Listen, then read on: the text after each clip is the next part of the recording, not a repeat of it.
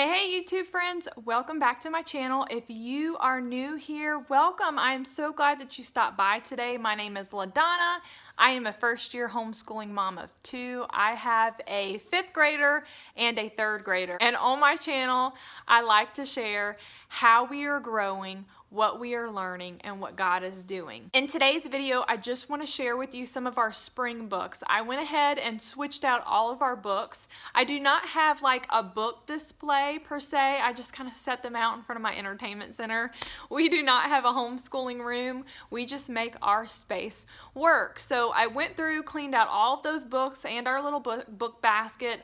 I put away all of our winter and Valentine's Day books, and I pulled out the spring books, and we definitely needed that. It has already just encouraged us visually seeing all of the spring books. So I just want to real quickly share with you what I have and what I have set out. So the very first thing I have is the Big Book of Bugs. Yes, we have quite a few of these. I think that the only one I don't have is the Big Book of Blossoms, but you know, I have a son who loves this kind of thing. Now, this was the one that I picked over the Blossoms book, but he has already picked this up and flipped through it. If you haven't seen these books, they are absolutely beautiful. They are so fun.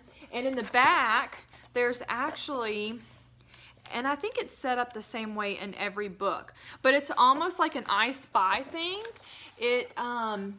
The author has you find different things. Yeah, basically, can you find all of the bugs?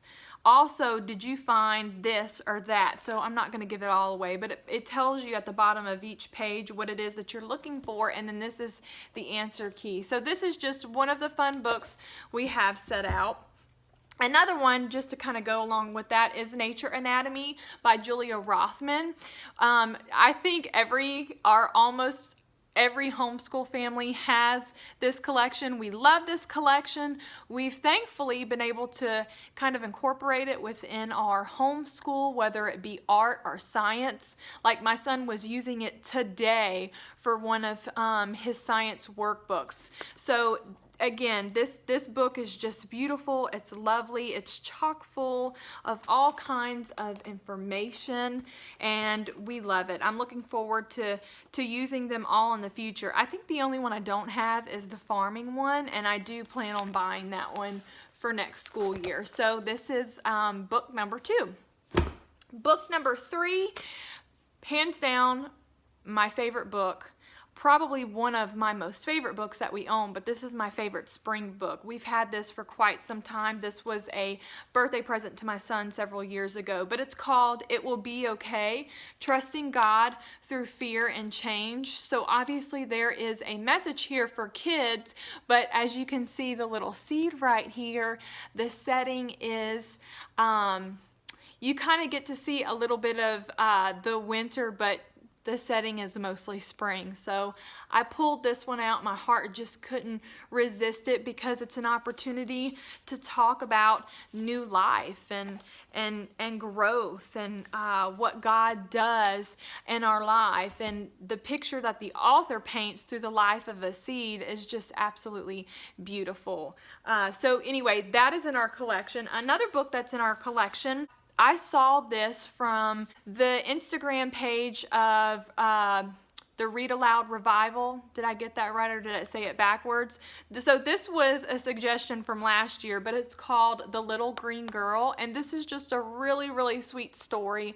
My daughter loves it. She loves the illustrations, but it's just about a little girl who is a plant and her story and her desire to see the world, but obviously she's a plant, so that's almost impossible, but then you kind of get to see that dream come to life. So anyway, it's just a sweet story, and we really love it.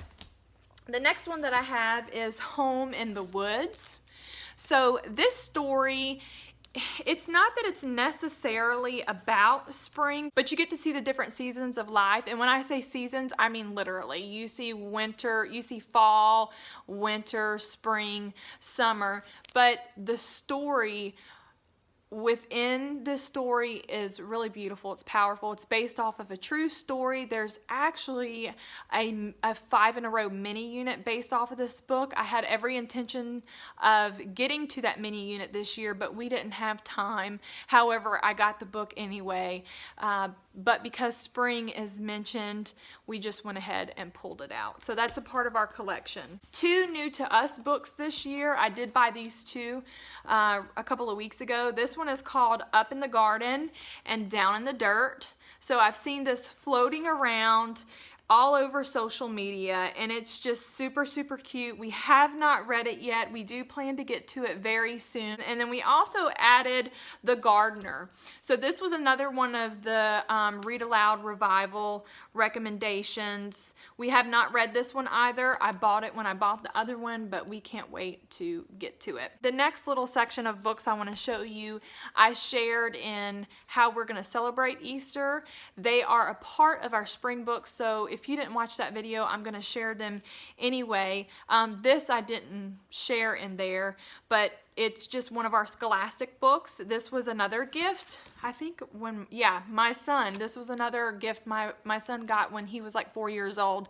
It's just called Chester's Colorful Easter Eggs. Another scholastic book I have right here is called God Bless Our Easter, and this was a gift to my son. It is just a beautiful story of spring and what spring represents. I have the Beginner's Bible, the very first Easter. I love this little book. We've had this book for a couple of years, and it just tells the story of Holy Week or Passion Week, basically the week leading up to the crucifixion of Jesus Christ. The next book that I have is a treasure within our house. It's called The Parable of the Lily. I also have The Parable of the Pumpkin. I shared that in our fall books video, but this is just a beautiful story of grace and forgiveness. I also have God Gave Us Easter. If you've been around here, you know that we love this series, so this is just a really special book to our family as well.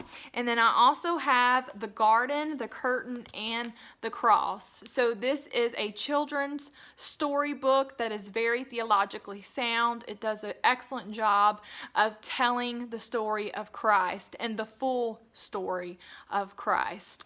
So friends, those are our spring books. I would love to know what books you have in your collection or what books you're planning to get, and have you read any of these books? Please tell me below in the comments, and I will see y'all next time. Bye.